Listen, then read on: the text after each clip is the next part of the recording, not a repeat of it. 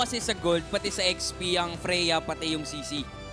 Pero, up against Claude, ako, personally, mas gusto ko yung CC versus Claude. Sinong aabot sa Novaria? Yeah, that's problem number 1. Problem number 2, ang daming perang kailangan ng alter ego. Ayun din. Oh, sila na yan eh. Mahal. Man! Kayo nang bahala dyan, Alter Ego. Labas na kami dyan. Labas na kami dyan, Labas pare. na kami dyan. Garantisadong ginamit sa Scream, garantisadong napagana nila, kaya nila nilalabas. Hindi malabo. If it's working, it's working. Oo. Kumbaga parang tinitignan lang natin yung rekado sa papel. Oo. Minsan nadadaan yan sa pagluto. Tama. Di ba? Tama. Tingnan natin. Eto na, ang Nolan special na binanggit to sa'yo ng isang kilalang personalidad Oo. na paparating na daw ang Nolan sa mga games. At ngayon, 2 beses natin siyang nakita all throughout our shift here. 2 to 4 games, the Nolan has been presented. But for Alter Ego, very unusual, uncanny. Pero ganun pa man, kung nasubukan at napag-aralan nila to sa Scream, there's a really high chance that they can pull this off. Na-excite pa rin ako makita eh. Ayun, XP, CC, Freya Gold against Claude.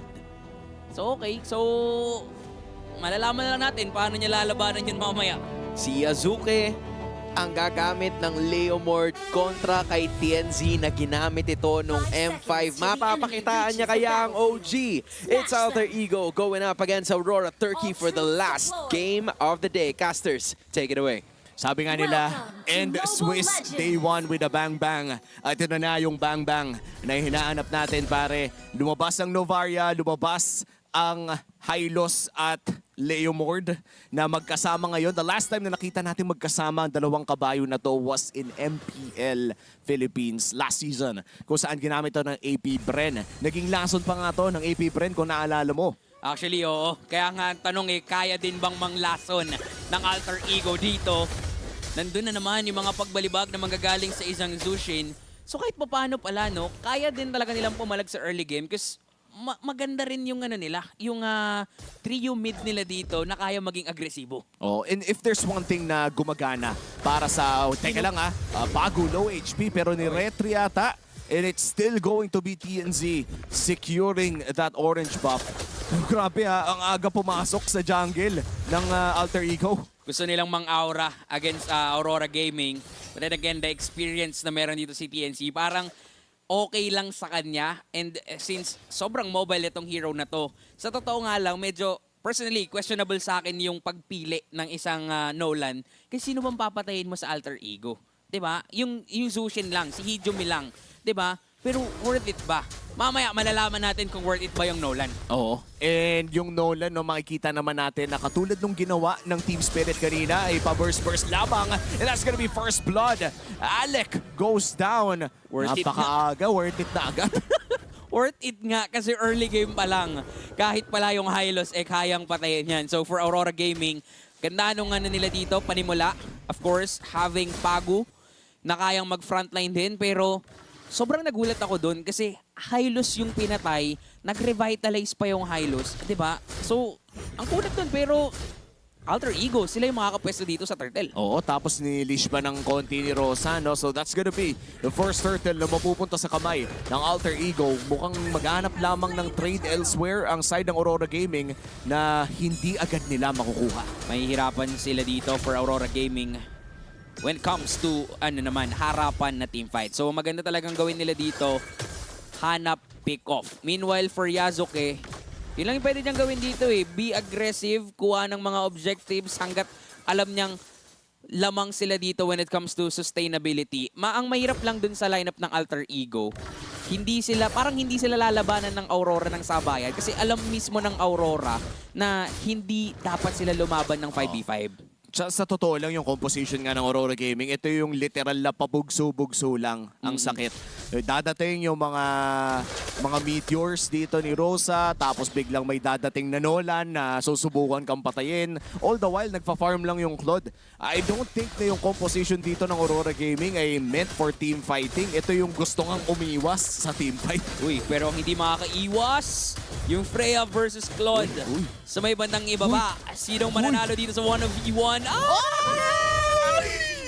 Nadaan sa pag-bait out dun sa Torre. Nabigyan ngayon si RV. Sige boom, getting that kill. Sayang yun, biruin mo, nagsusustain na sana yung Freya. Kaso dalawang turret shots ata yung nakuha niya. One na naiwasan gamit yung shield, pero may laban din dito sa mid lane. Bababa rin naman agad yung mga damage nila, pero mukhang dun sa may bandang likod, si Gijume ay papaulanan na. And that's gonna be Lunar going wild.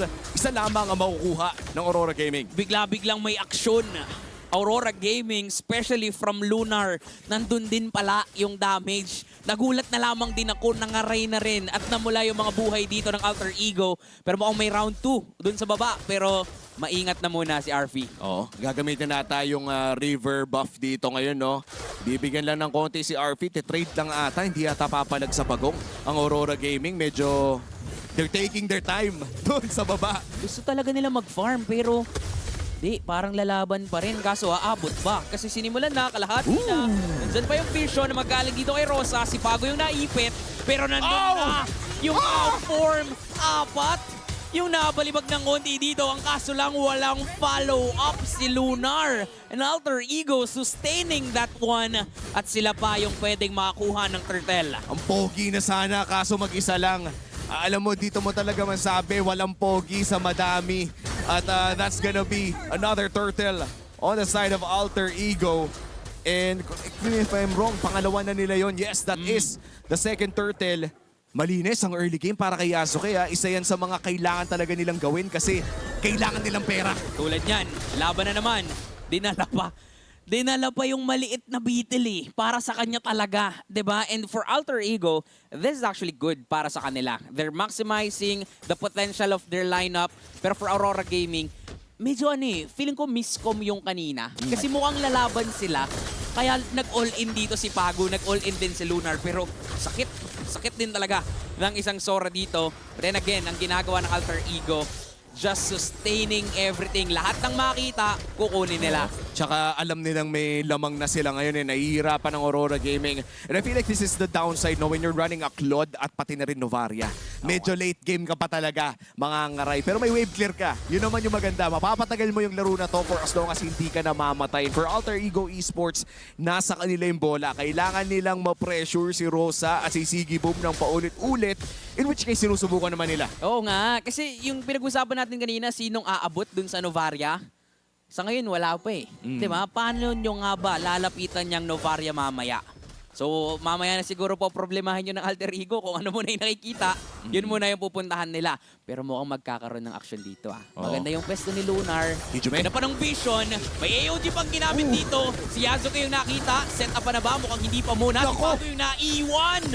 Wala nang kasama si Pago. Tinatry siya kay first down dito and magiging successful na naman ang Alter Ego doon. Mababalibag ng onte. May tumama pa doon na star shatter mula kay Rosa. But then again, for Aurora, tila ba kinakapos talaga sila. Oo. Last turtle of the game at mukhang Alter Ego na ang pepwesto around that last early objective.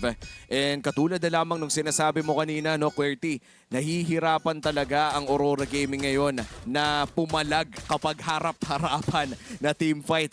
Biruin mo, ang lalim na ni Pago. Yung backup niya medyo hindi pa rin nakakaabot. They are able to defend however dito sa may bandang ibaba. Alter Ego Esports, patungo na sila sa 2,000 kalamangan. Hijume, nahanap na naman ni Lunar. Forces out of Flicker plus the Crimson Beacon. Pero ayan na nga, Astral Echo na buhay pa. Nakita pa niyang tumatakas sa CCTV. Maghahabol ngayon ng Alter Ego. AOG, palayo na lamang mula kay Pago.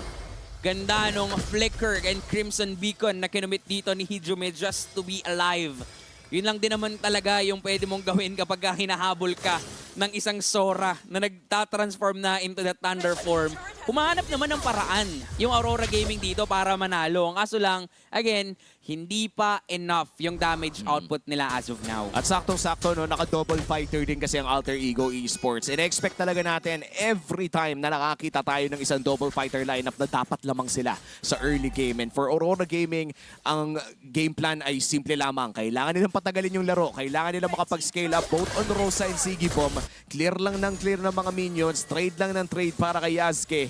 Pero pahirap na ng pahirap dahil palapit na ng palapit ang Alter Ego sa orange buff nila. Pero alam mo na, awa ko kay Pagu. Ilang beses na siyang naiwan na lang.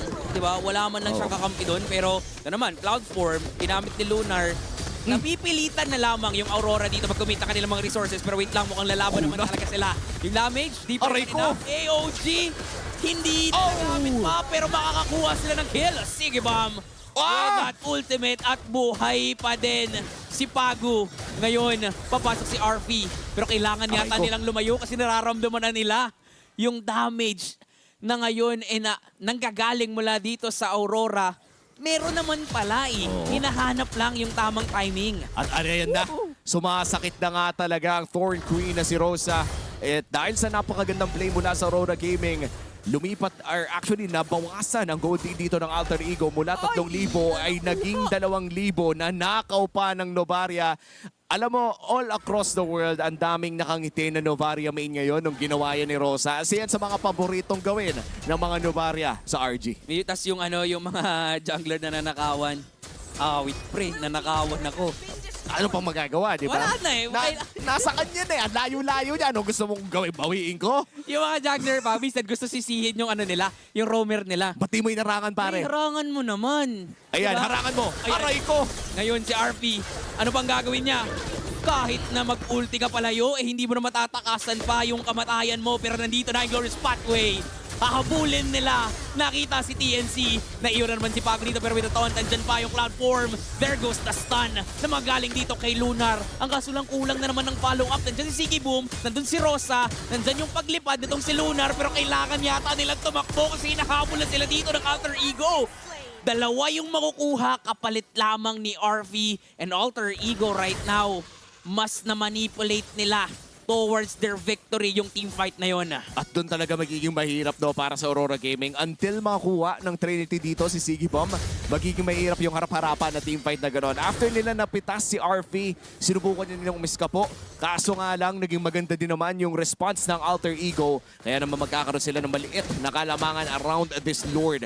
This will be the first Lord of the game at mukhang mahihirapan ng Aurora Gaming na lumapit dito. Na-expend na rin ang ulti. Here comes the Astral Echo. Vision, dun sa tatlo. Lalaban na sila Lunar, talon mula kay Pagu. Bina-burst down na rin si Nino. At nagkakawatak-watak dito ang Aurora Gaming. Naiwan na naman si Pagu dito. And Sigibom, hindi pa rin enough yung damage output niya. Kinakailangan na lang ulit ni Pagu tanggapin na mamamatay na siya. Meanwhile for Alter Ego, because of their two-fighter lineup, kayang-kaya talaga nilang tumagal na tila ba parang wala lang nangyayari. Oo, at itutuloy pa nga nila ang Lord na ito. One man down para sa Aurora Gaming. At mukhang ibibigay na nga ito ata ng Turkiye sa Indonesia. Magte-trade na lamang ng orange buff para doon sa Nolan at kakalbuhin na rin ata pati yung greens. So far, this will be the first major objective na mapupunta sa kamay ng Indonesia. At agara na nga nilang papasukin pa yung nariyon sa top lane. Rekta BMI pabalik, nakapag-heal back naman. Pero ito na, 2v1 pare. Nakita pa, na spotlightan pa, tinatry niyang patayin dito si Hujume pero hindi naaabot pa.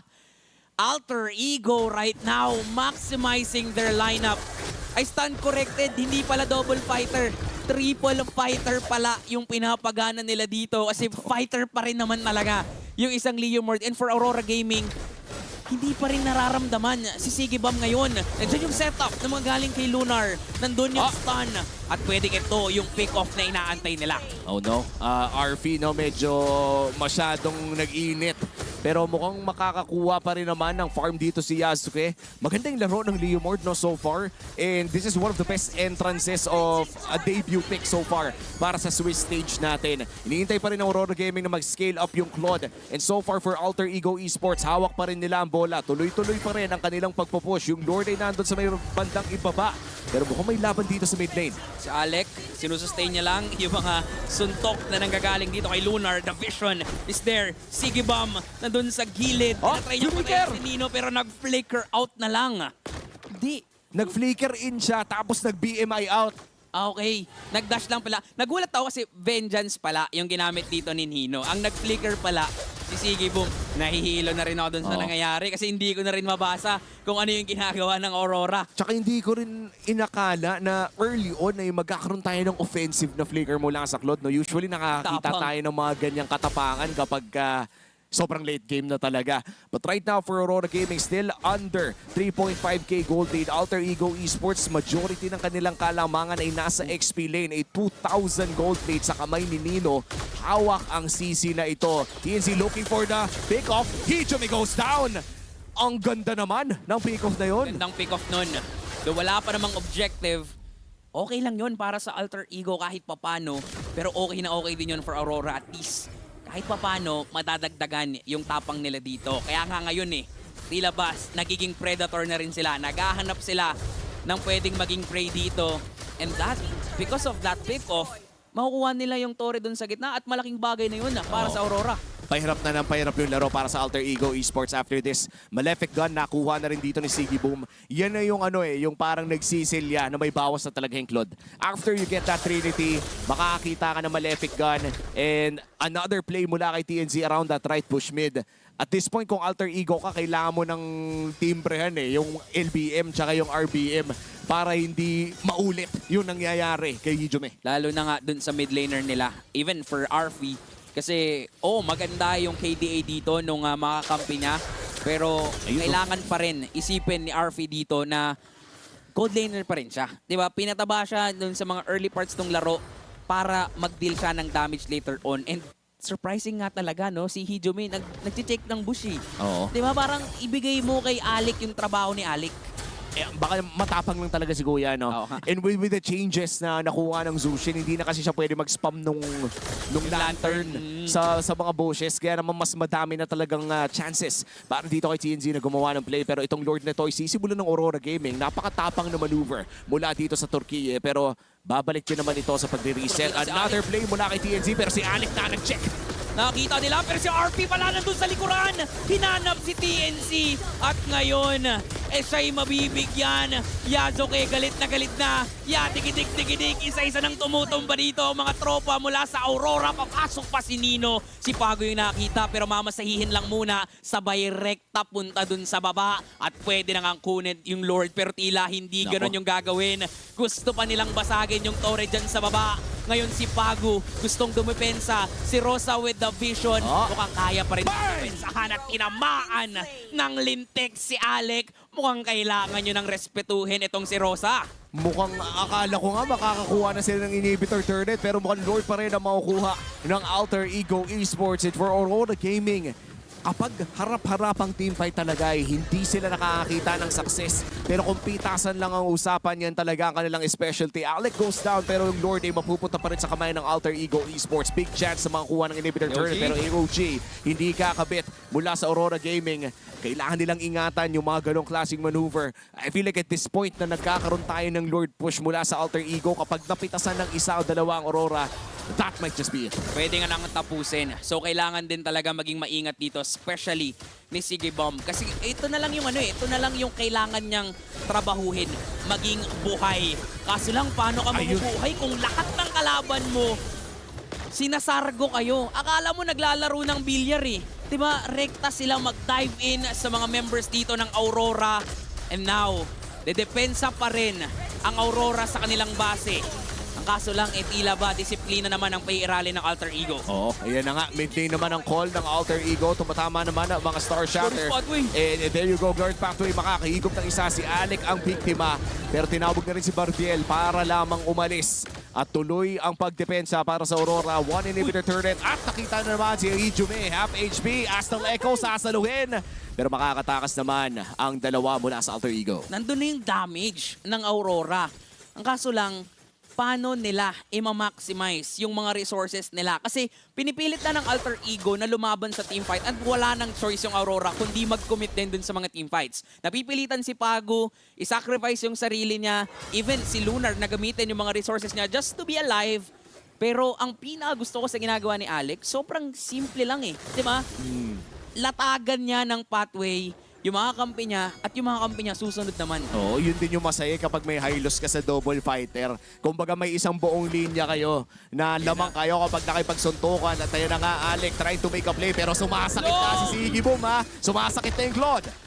May mga lumilipad pang paru-paro mula kay Rose. Pagka may ganun, alam mo nang nanunuot na yung damage output na meron ng isang Novaria. At again, problemahin nila yung Novaria na yan. 1-0-6 pa rin itong si Rosa. Yung Claude, sumasakit na, pero yung Alter Ego, kailangan talaga nilang madaliin tong tapusin na laban. Kailangan na talaga nilang tapusin dahil yung susunod na Lord natin ay Evolved Lord na rin. Hindi na rin pwede mapitasan as we head on towards the 19-minute mark. Malapit na tayo sa mga pinahabang timer. Yung literal na kapag namatay ka, pwede ka na magtimpla ng kape. Aurora Gaming, they are behind 5,000. This is still a big gold lead. Hindi pa rin nila pwedeng basta-basta labanan ng Alter Ego ng sabayan talaga in a 5v5. Mahirap pa rin. Kasi nandun pa rin yung lead eh. Hindi natin may pagkakaila yun. Nasa Alter Ego pa rin yung lead. And yung mga surprise na Lason picks, surprising nga talaga gumagana dito mula sa Alter Ego. And mararamdaman na rin natin yung damage mula dito kay RV. Pero since siya yung nakikitang target dito rin TNC, naku si TNC pa. Yung nag-decide na lumayo na lamang din muna, nagulat siya na nung sinampal siya ni RV, ay masakit na pala yan. Sinakyan yung trip niya, pre. Pagkapasok niya, biglang nag-dash in pabalik. And now we have a potentially very important Lord Dance both for Indonesia and Turkey. Hawak ngayon ng Alter Ego ang Lord pero tinalian na agad si Pago doon sa may bandang harap na ko si Siggy Boom. Napa-ulti palayo pero the same could be said for Ijume.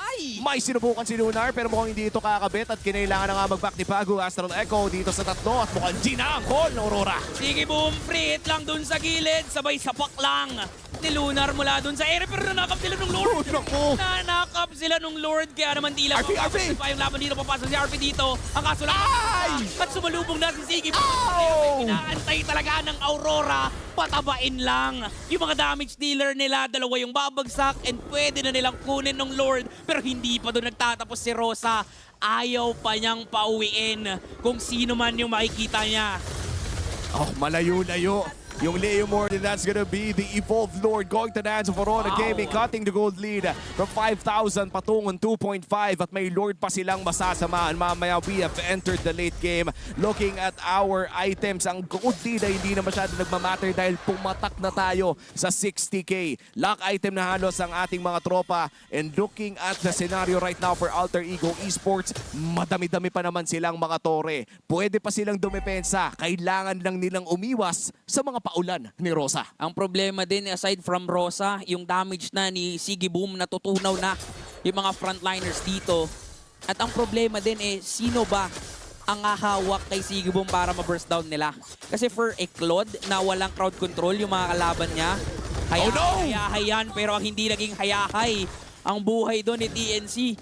Ang tagal nag-antay nila Alec doon sa may damuhan nung nakita si TNC. Tsaka sila nagtago pa, nakakonsil pa. Ginulat talaga nila itong Nolan ni TNC. Patience is key, pare. Kung nakakita tayo ng 27-minute game kanina, parang defable na to para sa Alter Ego Esports, especially after that beautiful pick-off against TNZ. As you said, tagal nila nag-antay, patience pays off. Nawalan man sila ng control over the top side of the map, at least it guaranteed na makakadepensa sila dahil kulang ng isa ang Aurora Gaming. And that is just the Evolved Lord na hindi man lang makakaabot sa kanilang inhibitor turret. Lamang pa rin ng Alter Ego Esports in terms of map control dahil may isang inhibitor turret silang nakuha during the early game. With that play, hindi talaga ma-maximize ng Aurora yung Lord na nakuha nila. Pero tila ba parang okay lang to for Aurora pa rin? Kasi lumiliit pa rin yung lead. Kanina that is around 6k na hinahawakan ng Alter Ego. Pero dahil lang sa isang Lord, lumiit na into 1.8k. So kahit paano, nagpe-pay off din yung pagtsatsaga dito ng Aurora. Diba? Kung meron nga patience sa Virtue, sa kanila naman pag may tsaga, ito na yung nilaga nila. Unti-unti nang naluluto. Malapit na nga, malambot na yung karne, pare. Sarap. Isang banat na lang ang kailangan nila. Isang Lord, potentially, for Aurora Gaming to potentially secure an inhibitor turret. And for Alter Ego Esports, mas madali. If they are able to secure this Lord, magmamarcha rin ng bot lane. And with the 23-minute, 24-minute Lord, snabero na yan And I don't think that Aurora Gaming has enough wave clear kung gagamitin nila yon sa mga hero. Kailangan nilang i-focus yun sa Lord. Pero dun sa ginamit nga ni Alec dito, Yun lang! wait lang ha, may gulo din pala dun sa gilid. Napilitan na si Lunar, gamitan yung kanyang flicker. So ay, paano for Alter Egos? Pwede sila lumabang ngayon RP? sa RP. Nakita si TNC dun sa likuran. Sabay pasok na rin ni Hijome. At ngayon, pinabakbak na ni RP kahit Lunar? sino bang nasa harapan. Makakalayo pa si Lunar. Makakatakas pa rin naman. Nag-transform gamit yung Thunder Form at ang naiwan si Pago na naman. Kulang na naman ng isang miyembro ang Aurora. Kumpleto pang 5 ang Alter Ego at pwede na lang i-go, go, go itong Lord na to. At tingnan natin kung papalag nga ba ang Aurora Gaming. Alec, Papalag nga. revitalize na, burn na rin. I-hold nila ang Lord direct na Glorious Pathway. Madami mang natali, pero tingnan mo naman. Yung damage na nanggagaling ngayon sa Aurora Gaming, mukhang reset ang call ng Alter Ego. At wala pa rin maglo-Lord. RBM play mula kay TNC. What a dodge! Grabe, ang dami ng binabato dito ng Aurora at Alter Ego pero wala pa rin namamatay. Napakataas at bilis ng sustain na meron dito si Alec pero napakabilis na rin silang tinutunaw ng Aurora Gaming. Yung mga Star Shatter nang galing kay Rosa, tumatagos na talaga sa mga makukunat na balat na meron dito ang Alter Ego pero napilitan na naman si Lunar gamitin yung kanyang Thunder Form. Astral Echo onto 4 half HP on the Lord. At mukhang hindi na agad nila igigera to. Poke lamang ang gagawin. Alec trying Lalaban! to get that meteor. Pero yun na, nasa likod. Sige bomb! With that blazing do it, boy pa rin man siya babalik na daw ng BMI pero yung Lord ay makukuha na ni Yasuke. Kulang ng isa na matay si Sigibom samantalang ang Alter Ego. Kompleto pa rin, meron pa silang Lord. Nako, mahihirapan dumepensa ang Aurora Gaming dito. 50 seconds para dito kay Sigibom. Binenta na niya ang sapatos, bumili na ng Wind of Nature. Napaka-importante up against Yasuke and Nino. Especially pag lumabas na yung Vengeance na yan at kailangan niya saluhin yung damage habang luma-lifesteal. And usually nakakita tayo Winter's Crown yung kinukuha pero mukhang kailangan niya yung additional na attack speed para sa larong ito. And here you go, Alter Ego Esports with the best opportunity na tapusin ang larong ito at bigyan ng magandang ngiti ang Indonesian crowd with a 2-0 finish during the Swiss stage for Aurora. Depensa na muna. Nilatag na yung pathway dito. Ito na ba ang panimula para sa panalo? Nag-reset up Wow! kay Lunar. Napakaganda ang kaso lang wala pa yung damage output nila. Sila pa nga yung mababaliktad dito. TNC, Rosa na lang natitira. Tatapusin at magpapakilala ang Alter Ego. Defeating Turkey, tatalunin ang Aurora. Oh, wow. Alam mo kanina,